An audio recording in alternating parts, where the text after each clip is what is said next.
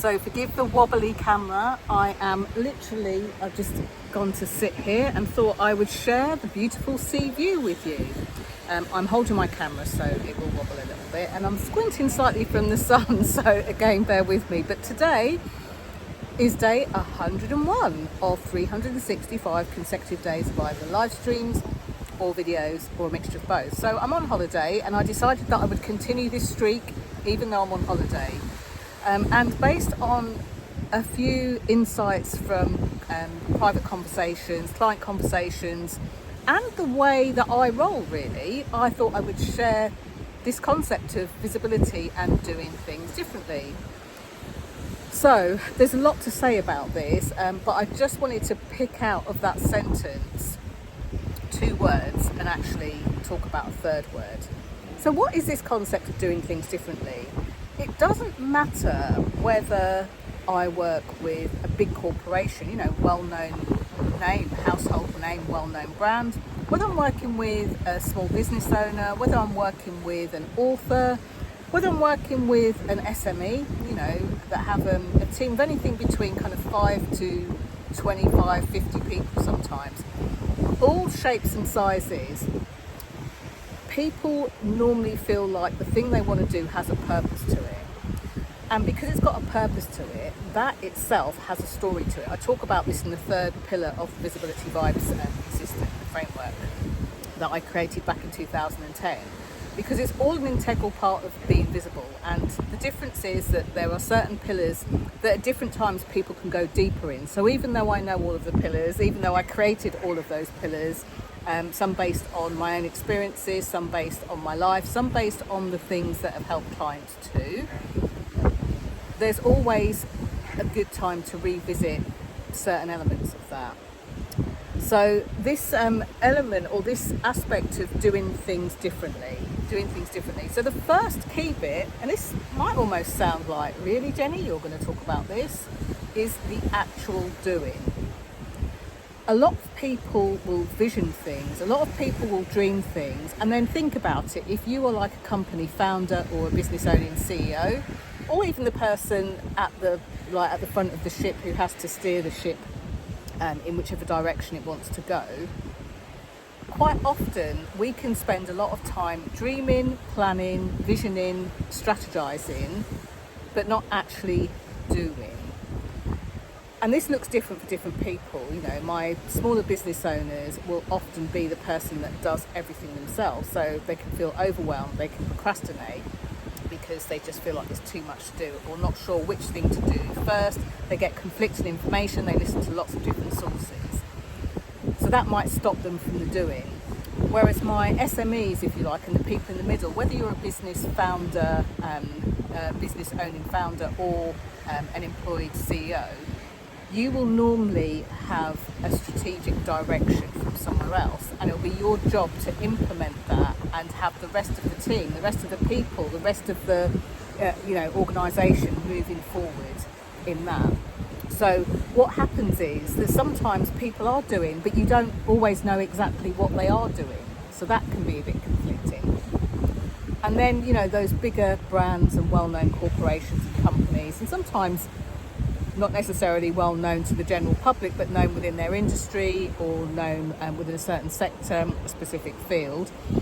Again, you get hit by the strategy button, and your job is having the different people to do the thing that aligns with the strategy. And that means having a team like, lots of different tiers of senior leadership team, lots of people going out there doing things as if you were doing them. It means lots of meetings a lot of the time, a lot of planning, a lot of, maybe there's some conflicts of, of interest and some conflicts in differences of what people want to do or how they want to take it forward. So for you, again, the doing gets affected because you don't always have sight of what everyone is doing. You don't want to micromanage, you want to cascade that message down to your team, you want to make sure that everyone's on the same page and it's aligned. And also the piece that's missing for you is you want to make sure that the people that you're cascading it down to, sometimes within those teams, there are people that could do it far better than you. So making sure that it's a two-way street, so that visibility is, across the organisation, not done in silos, not done better by some teams than others. Now, the point that I'll make here is, if you are one of those senior leaders and you are looking to implement a more visible organisation or be more visible within your industry, then do contact me, reach out to me, send me a message wherever you're watching this, and I will send you a link to schedule a call, because I like to find out what's working well, what it is you're strategically trying to do, but what are your aims, and maybe what hasn't worked so well too. When I can get under the skin of that, I can make my best recommendations of what's next for you, and sometimes that's me, and sometimes it's someone else, and often it's something that's quite simple. So do get in contact. So there's that part, there's the actual doing. So doing something differently. The other thing is, let's have a look at what differently means, because I've noticed that within some organisations they fear being different. Nobody else in the industry does this. I remember working with a specific client who has quite a big business, and they were fearful of implementing something that I had suggested, because they were concerned that, well, no one else does this in the industry, people won't come to us. And that's not really being different. For many of you, the term "be the change you want to see in the world" will resonate deeply with you. And if you're being the change you want to see in the world, that doesn't mean, unless of course somebody else doesn't do it and you'll be in a different lane and it won't resonate in your industry, so maybe don't do it until everyone else gets used to it. It doesn't mean that. And actually, that difference is like the magic fairy dust sometimes, that has your organisation recognised, has you more seen, has you more approachable, has your customer services pop, has your product services be more visible to the people that you want them to. So really important.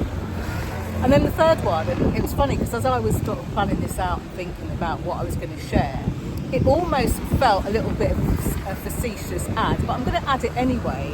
And the magic word is actually. So actually doing the thing, actually being different. A lot of people will give a good talk about it, they'll stand up in meetings, they'll have everyone say that they concur and bang their fists on the table, they'll put a plan together or a proposal together and people will say this is great.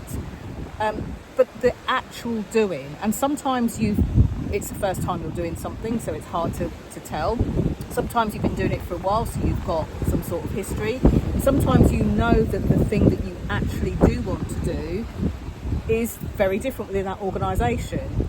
And that's where we build connection, that's where we build trust, and that's where we lean into all of the other things. So just a few musings really on the actual ability to do differently, be different, and be visible, because that's the thing that will help you, that's the thing that will help you, that's the thing that will make a difference, and that's the thing that will have your brand, your people, your products, your services, your proposition even more visible. So that's it from a very, very sunny Crete. Bye for now.